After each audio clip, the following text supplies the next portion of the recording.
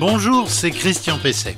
Je vais vous parler aujourd'hui d'un risque important qui est l'intoxication au monoxyde de carbone, autrement dit de CO. Le monoxyde de carbone est un gaz inodore, invisible, qui peut provoquer de graves dommages pulmonaires.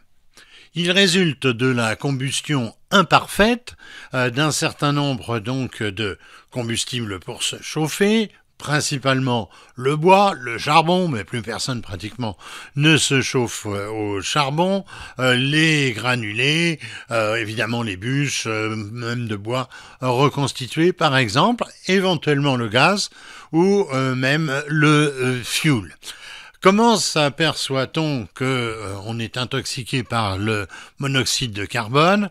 Alors ce sont principalement des maux de tête, des nausées, de la confusion mentale, des douleurs au niveau de la tête, un gros mal de tête en quelque sorte.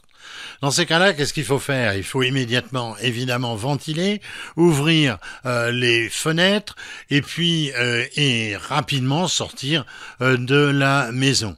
Il faut immédiatement appeler les secours car évidemment c'est un toxique extrêmement violent qui peut entraîner donc des troubles au niveau du cerveau et qui peut aussi rapidement, si on n'y fait pas attention, rapidement même causer la mort.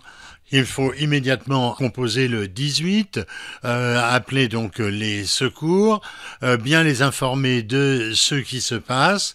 Eux pourront entrer dans la maison et arrêter le chauffage qui peut être donc responsable de cette situation. Ensuite, évidemment, vous ferez réviser votre installation de chauffage et vous irez voir un médecin, votre médecin traitant habituel, qui vous dira si il n'y a pas eu de dégâts de causés et éventuellement une thérapie. Installer un détecteur de monoxyde de carbone est très facile. On l'installe généralement à 60 cm du plafond et on le met à peu près à 1,50 m, pratiquement au niveau supérieur de l'appareil de chauffage. Ce petit appareil ne coûte que quelques dizaines d'euros.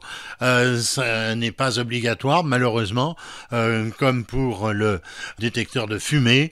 Mais vraiment, d'ailleurs, je trouve que c'est scandaleux que ça ne soit pas aujourd'hui obligatoire. Mais pour vous, c'est une sécurité absolue. Le détecteur se met dans la pièce où il risque d'y avoir de l'émission de monoxyde de carbone, éventuellement dans vos chambres, à hauteur du matelas. Attention au monoxyde de carbone. À la prochaine fois.